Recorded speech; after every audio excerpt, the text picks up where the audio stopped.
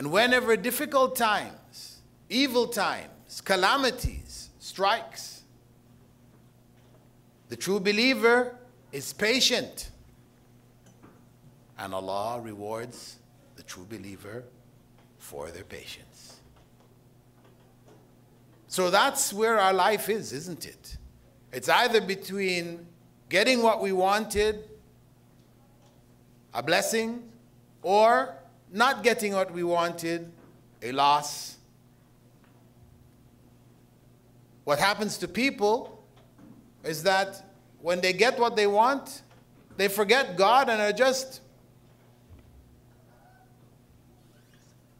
taken out by themselves. They feel, what I did, look what I did. I'm so great, I'm wonderful, look what I've achieved. And they become big-headed.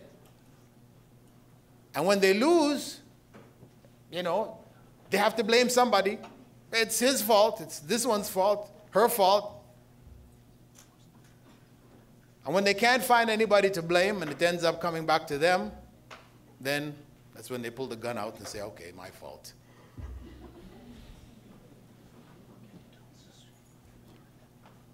So they cannot handle the changes of life.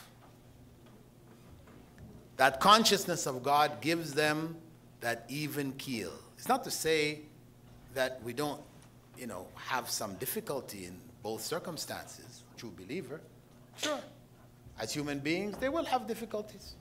But it won't knock them out of the pocket. Just they go crazy one way or go crazy the other way. No, not to those extremes.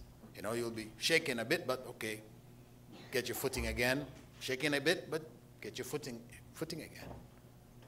That's what comes with the consciousness of God. Where one's goal is clear, that it is the life to come, then the consciousness gives them that even and balanced approach to life in this world. And the Prophet ﷺ went on to say, وَأَتَتْهُ الدُّنْيَا وَهِيَ رَاغِمَةٌ. And the world will come to him or her submissively. There will be ample opportunity to benefit from the things of this world.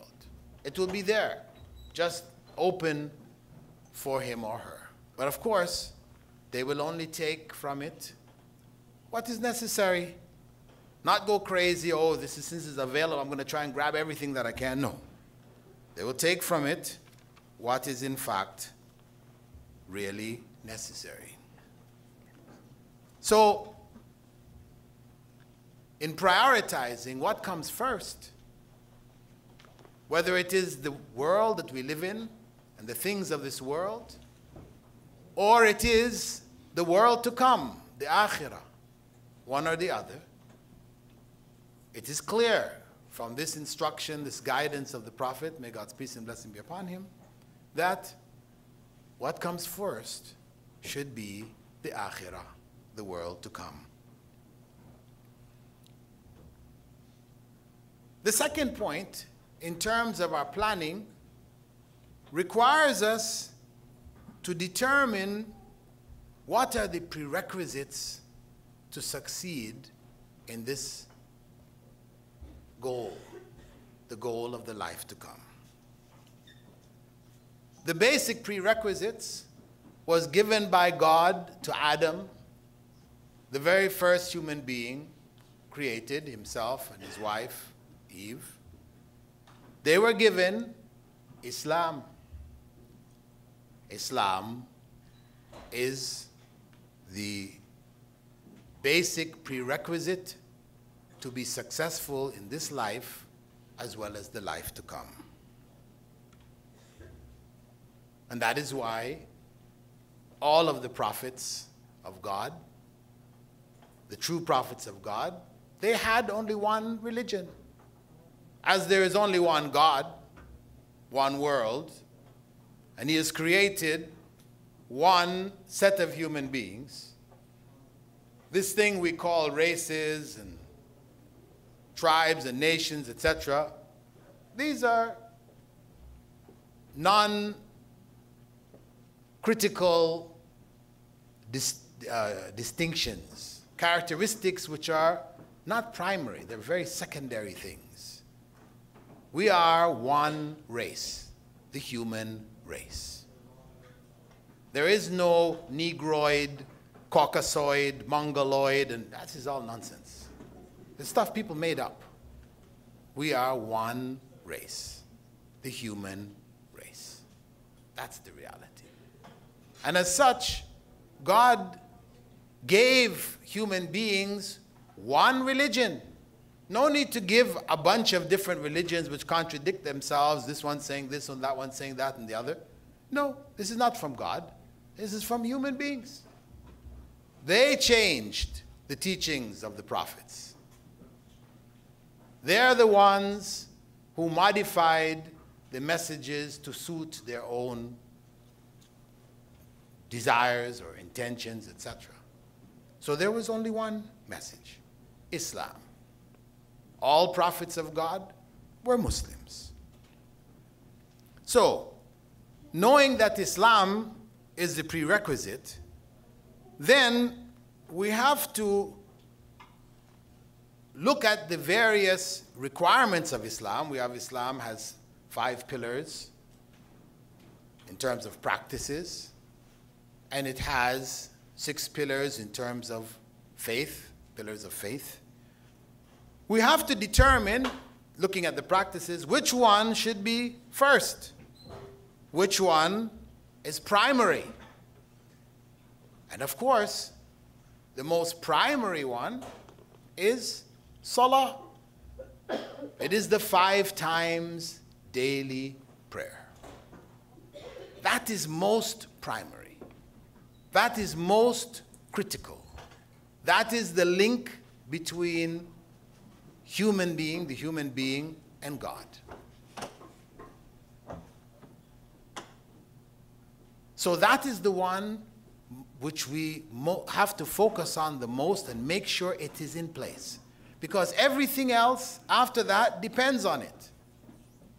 Everything after that depends on it. If it's intact, if it's in place, if it's correct, then everything else will be fine. If it's not, if it's messed up, part-time, half-time, Friday Muslims, Ramadan Muslims, then all the other stuff doesn't work. Everything else is all shaky, it doesn't fit. So it has to start from there. And we have to know that this organization of the day, dividing up the day into 5 parts, organizing the day around our spiritual need to be in contact with God. It's not for God's need. God doesn't have the need of our prayers. This is our need. We do need to organize our day around the worship of God, that everything else fits in the slots that are left from those times of worship. So we're always going back to worship of God. That is the primary state.